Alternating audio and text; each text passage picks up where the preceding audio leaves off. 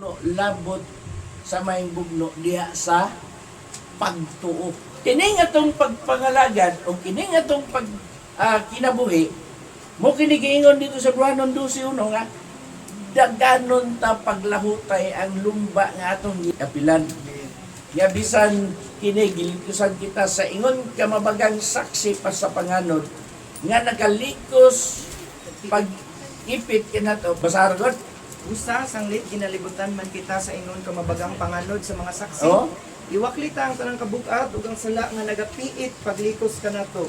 Ug dalaganon ta nga malaw tayon ang lumba nga atong ginapila. Tungod kay ang ingon kamabagang saksi nga nagalikos pagpiit kanato mo kana ang atong mga pagsulay.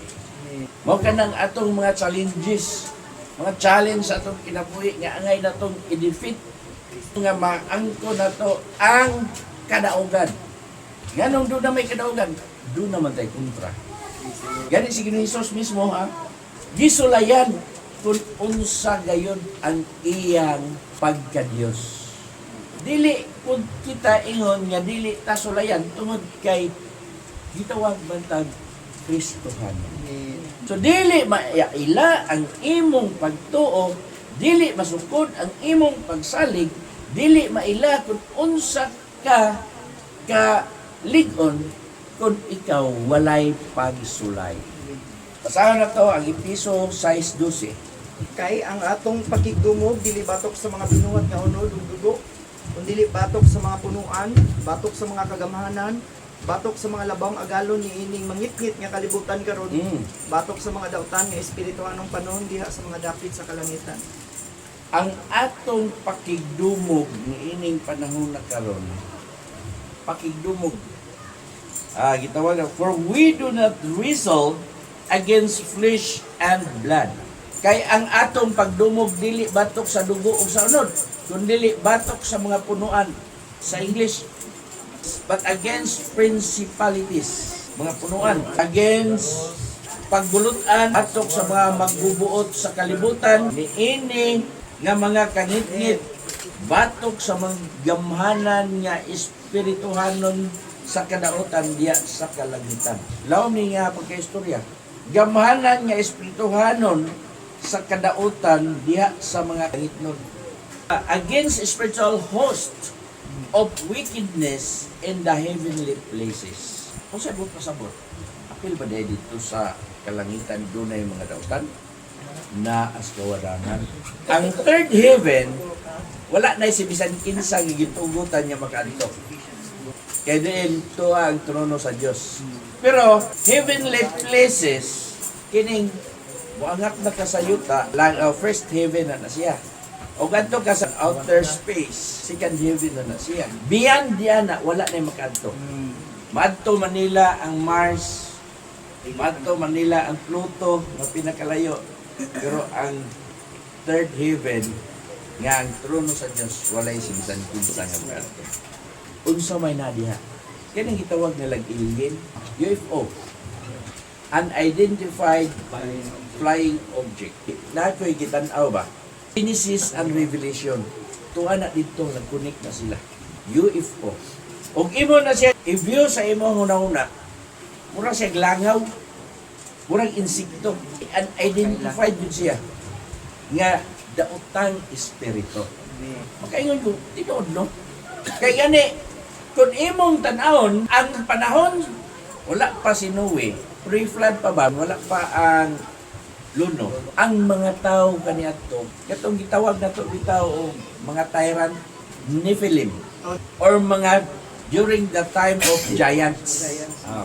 Nga gikan sa second, third generation, nga gitawag sila og sons of God, married to daughters of men. Ang ilang mga anak, ang resulta niadto gitawag og giant. O kinsa man ang mga tawanan gitawag og sons of God. Naghubad yan na ang mga eksperto or mga Bible scholar nga kining mga gitawag og sons of God, mao sila ang uban sa gitawag og mga fallen angels. Halos ang tanang tao na contaminate yadtong maong kaliwatan na Og nakita sa Dios nga si Noe, siya lang ang hingpit og matarong sa ilang kapanahonan.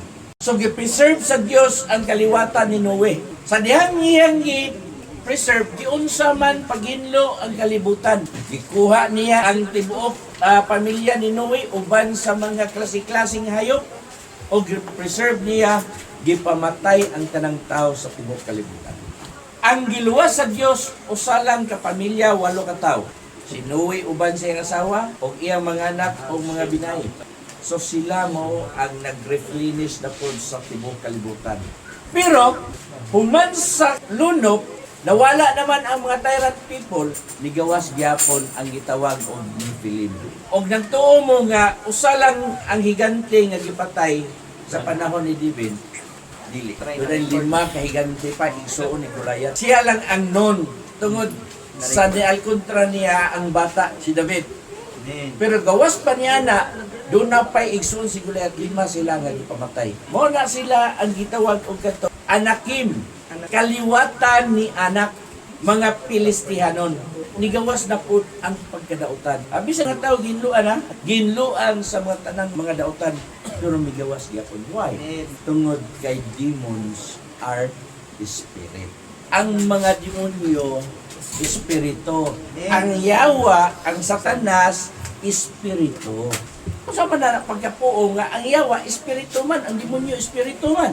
Diha sa tao, naana siya panahon kung siya masuko. Ipasidaan siya ni Apostol Pablo nga gitugot ang pagkasuko apan ayaw pagpakasala. Kung saan man niya ang tao, si Ginoong Hesus naman ang na-record sa Biblia nga nasuko nga wa makasala. Bisan pag iyang ipalintuan ang mga tanang, mga tinda dito, mga baligya dito sa sulod sa templo, wala man ma-record nga siya nakasala. Pero kung ang tao makasala, mugawas yung palaman, diha, makasala. Mayor na sarkasa na, ay, pagkakaibalo na ko ba, mag-uban ta, mag-ihap ka sa kong sala. Ang ilunggo, mayon og lintik. Kung saan man na lintik? Kilat, lipak. Oh, lipakan. Kanang short na siya sa pag-istudya, lipakan unta ka. Iya man ang gi-English, ay lightning. Oh, ha? Kilat, lightning man. Kaning dires tagbilaran nga expression, gihimo na ng budats. Gihimo na ng bidats. Pero sa waray pa na siya, iroy na siya. Slide na siya. Mao na nga ang atong i-identify ang atong kaaway. Og imong hisgutan na against principalities kini pamunuan. Unsa ang klaseng pamunuan? Daghang klaseng pamunuan. Basta kay mga pamunuan. Against the ruler, against the darkness of the age. Labang kagitngitan. Against spiritual host and wickedness in the heavenly places. So hisgutan na to na siya. Kini nga maong bersikulo. Unang-una, ya sa 6:11, nag-ingon dito, managsulob ka mo sa bugos nga hignagiban sa Dios aron kamo makaasdang batok sa mga paglimbong sa yawa. Mao na instruction sa Dios alang sa mga katawhan. Kay atong i-identify kung unsa ang atong kaaway. You may be stand against the wiles of the devil. Aron ta makabarog, makaasdang batok sa mga paglimbong sa yawa. Atong i-identify ang origin sa atong kaaway. Unang-una, Satan's personality. Dunay personality si Satanas. Kinsa man ang personalidad ni Satanas? Si Lucifer. Satan's personality was Lucifer. Itawag na shining on or morning star or son of the morning. Isaias 14:12-14. Naunsa ang pagkahulog mo gikan sa langit o kabugason, anak sa kabuntagon? Naunsa ang pagkalumpag mo ngadto sa yuta? Nga ikaw man unta ang nagalumpag sa mga nasod.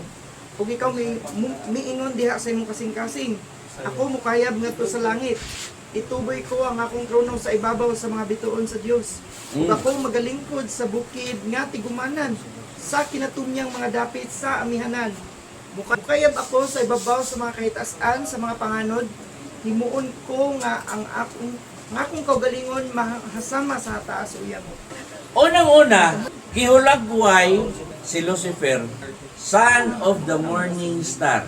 O Lucifer, son of the morning star. Gihanlan niyo diya sa English. Atong basahan English, King James Version.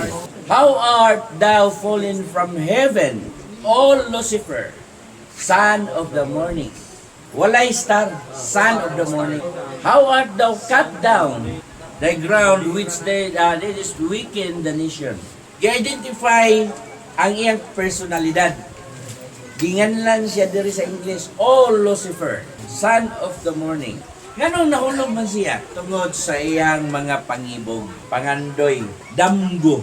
Tungod sa iyang mga gitinguha sa iyahang kasing-kasing. Sa unsang paagi, ningon siya, anak sa kabuntagon, naunsa ang pagkalumpag mo ngadto sa yuta, nga ikaw man unta ang nagalumpag sa mga nasod. Sa tresyo, kung ikaw mingon diya sa imong kasing-kasing, bantayanan niya sa usa ka tawo kanatong mga tao. Nga din mahimong mahulog tatubangan sa Dios. Kining gitawag og personal pronoun. Tawag sa English ni siya. Ingon niya, I, one letter, one word. Personal pronoun sa. I will ascend into heaven. Og nagaingon siya sa iyang kasing-kasing. Og ikaw maingon diya sa imong kasing-kasing, ako mo kayab, ako na siya. That's why si Haring Solomon nahulog. Backslide siya tungod sa iyang kaalam nga iyan nang gi-assume na siya ang pagir. Ako. Naamang na ang limbong ba? Maabot lamang gudya ang limbong sa garbo. Right hand mo na siya sa Dios. Laliman kag 1/3 sa population sa mga manulunda ang nadala niya. Kung mayin ka og heavenly bodies, ya sa kalangitan, dapat sa kalangitan, they are angels. So man ang iyang personality. At hingpit siya. Perfect siya. Atong basahon na? Ezekiel 28:12. Anak sa tao, sa magbakho ka tungod sa hari sa tiro, ug umingon ka kaniya. Mao kini ang giingon sa Ginoong, ikaw nagapatik sa katibuokan, puno sa kinaadman, ug hingpit sa katahom. Ikaw dito sa Eden, Kinsa may gipayluna sa Eden? ikaw dito sa Eden, ang tanaman sa Dios. Tanang mga mahal nga bato mao'y imong tabon, ang sardiyo, ang tupasyo ug ang diamante, Laliman ka? ang berilo, ang onyx ug ang aspe, Oh. ang zafiro ug ang esmeralda ug ang carbunclo ug ang bulawan, ang binuhatan sa imong tambol ug sa imong mga plauta diha kanimo. Sa adlaw sa pag-umol kanimo sila na andam na. Ikaw mao ang dinihog nga kirubin. Ikaw mao ang dinihog nga kirubin. Magisgot na ganit ng kirubin, tao dili. Manulunda. Ikaw mao ang dinihog nga kirubin. Nga nagatabon og ako nagapahamutan kanimo sa pagkaagi nga ikaw diha sa balaan nga bukid sa Dios. Siya diha gipahimutan sa dapit sa bukid sa Dios nga balaan. Unsa man ang bukid sa Dios nga balaan, iyang Pinoy-anan. Gitawag na siya kay Haring David, Sion. Zion is the dwelling place of God. Gihubad na siya, balaang dapit or kanan nga dapit sa Dios. Ikaw nagak saka kanaog sa taliwala sa mga bato nga kalayo. Subot pa sabot. Kung ato ta sa Job 2:2. Job 2. Ug ang Ginoo mingon kang Satanas. Diin kabagikan ug ang Satanas mitubag sa Ginoo ug mingon gikan sa akong pagsuroy-suroy sa yuta ug gikan sa pagsaka ug sa pagkanaog niini. Nagsaka kanaog sa taliwala sa mga bato nga kalayo. Ikaw hingpit sa imong kagawian. Gikan sa adlaw sa pag-umol kanimo hangtod nga ang dili pagkamatarong hingkaplagan diya kanimo. Mao ni ang iyang personality sa yawa. Satan's personality. Hingpit siya. Before, nagpuyo siya sa dapit sa puyanan sa Dios. Why?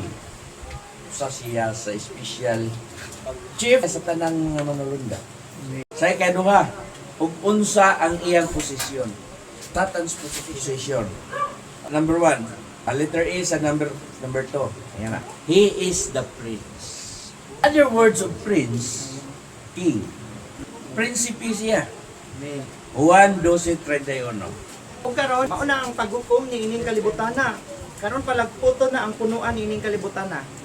Ari sa 14:30. Dili na ako magdaghan pa og sultikan ninyo kay moabot na ang punuan ni ining kalibutana. Siya wala ang hinuoy labot kanako. Lahi ng punuan ng kalibutan. Principalities at sa Epeso, siya ang punuan.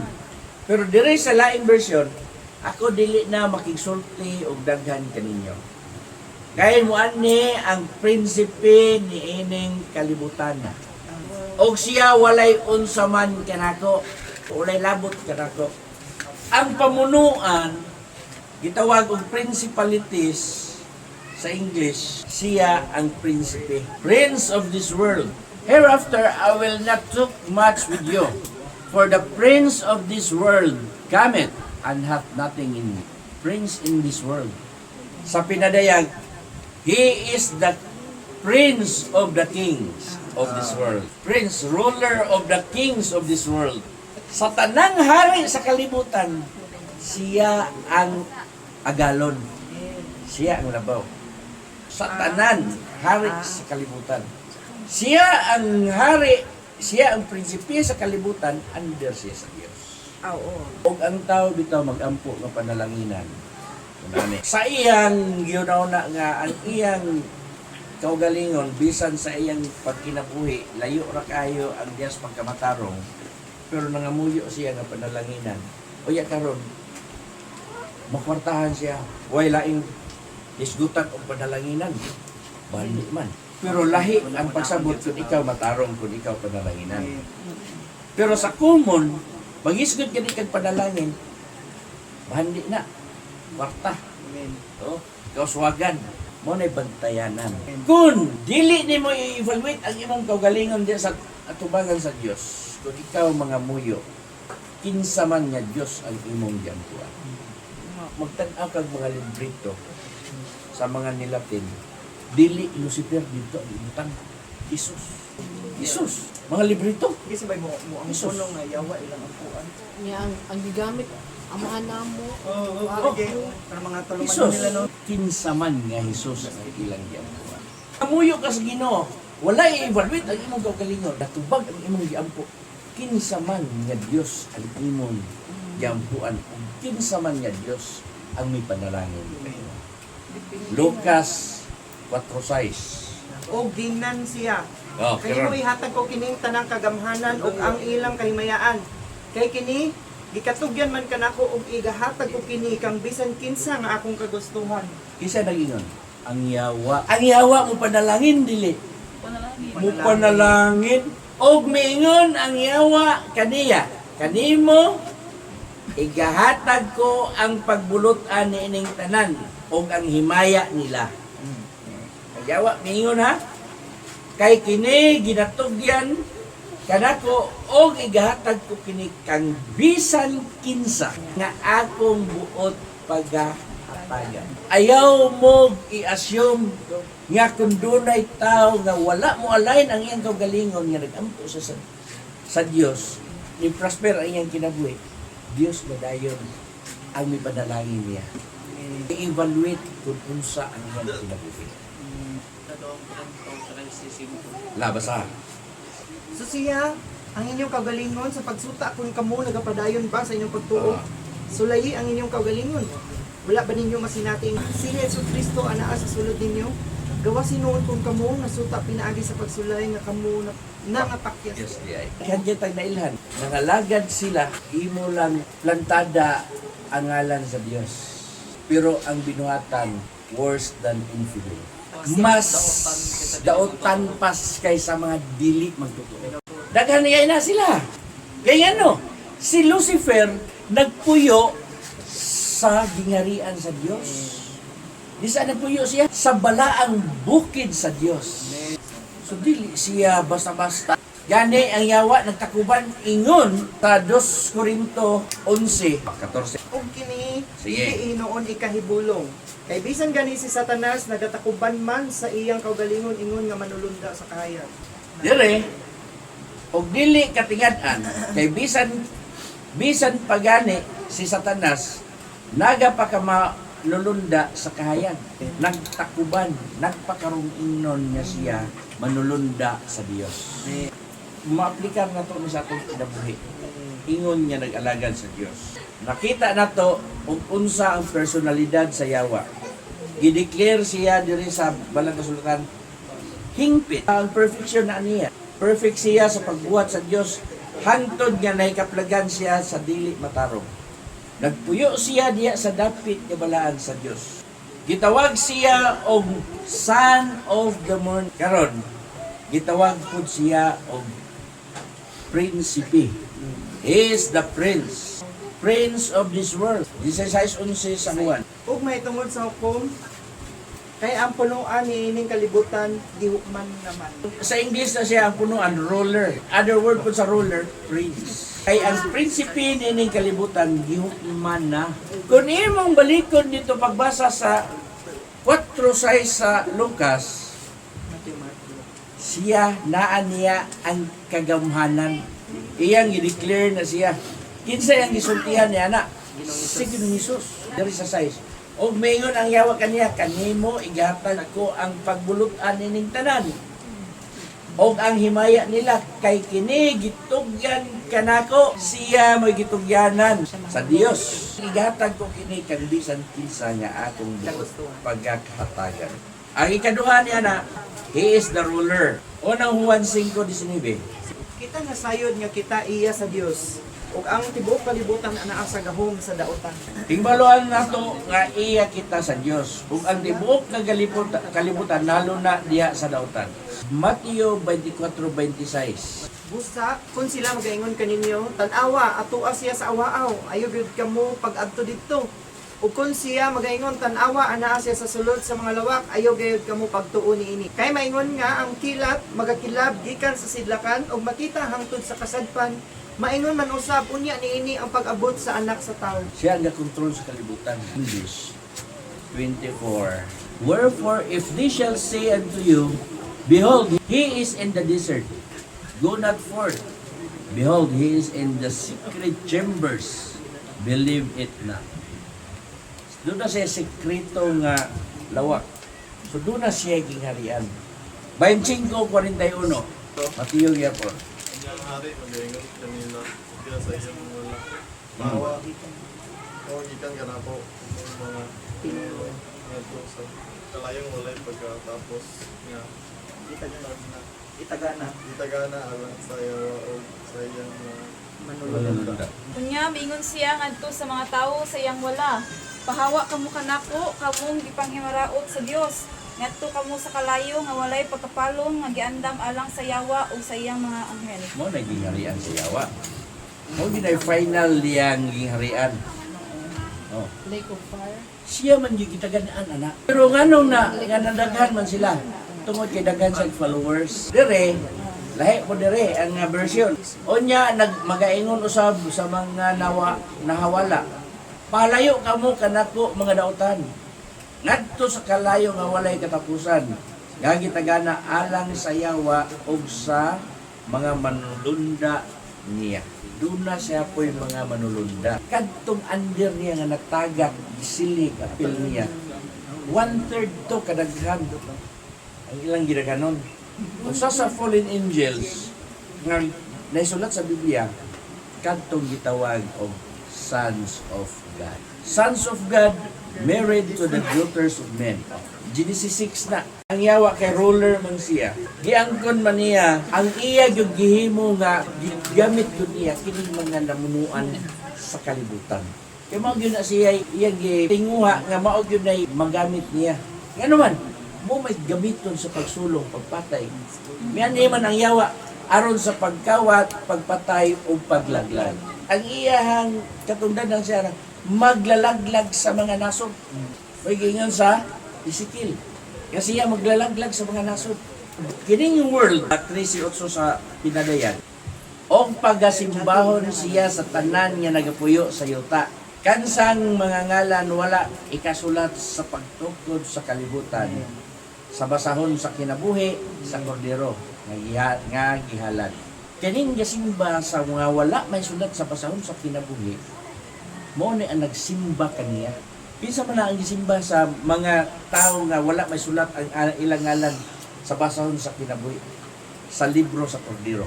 Mo na ang mga taong daotan nga sakop sa yawa. And all dwell upon the earth shall worship Him. Ang tanang mga tao nga nagpuyo din sa kalibutan, magasimba kaniya. Whose names are not written in the book of life of the Lamb, slain from the foundation of the world. Gikuha ang putnot ang gitawag og world.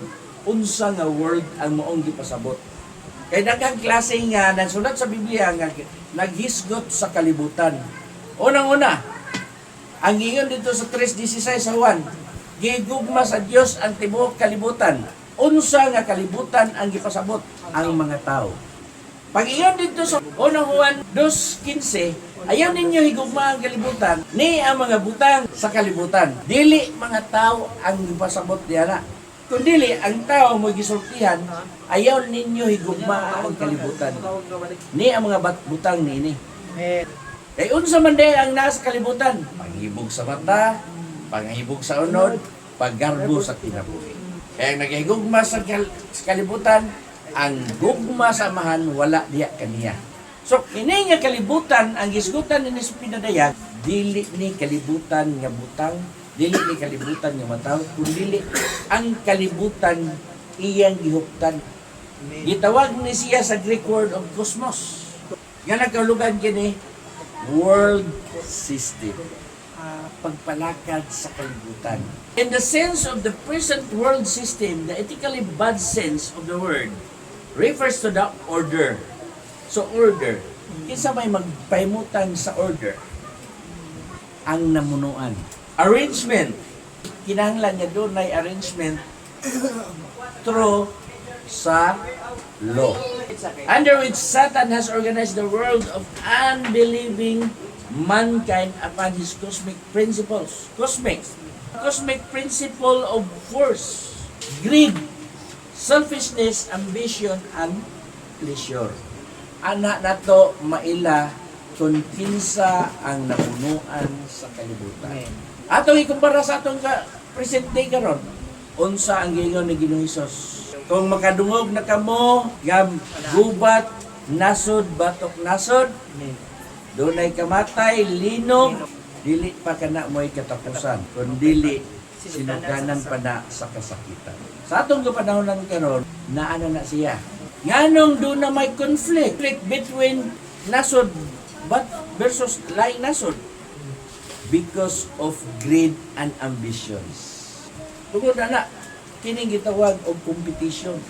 Kinang gitawag og garbo, pride, because of their weapons. Kinsa man ang namunuan na mo ang Dios, dili ang ruler of this world. Amen. Mo ang yawa. Mo na ang under sa iyahang posisyon. That is the positions of Satan. The position of Satan is the ruler of this world. Nindot na siya nga atong hisgutan kaysa atong kapanahon ng karon. Kitang-kita kaya na sa ato ang mga mata o ramdam na nato sa ato ang kinabuhi karon. Kalisod, kagutom sa atong panahon karon, naana siya, nagsugod na. Kinahanglan aware ta. Ang gingon dito sa Isaias, gingon dito ni Osias, kaya ang akong mga katawhan ginabihag, namadan, nangamatay tungod sa kakulang sa kaalam ko. Una nga kinahanglan magtuon ta aron dili ta maignorante sa kamakuha. Ang gitawag og kalibutan, kining kalibutan nga atong gituan. Mo man iyang gihawakan. So sa atong panahon karon sukad pa sa una,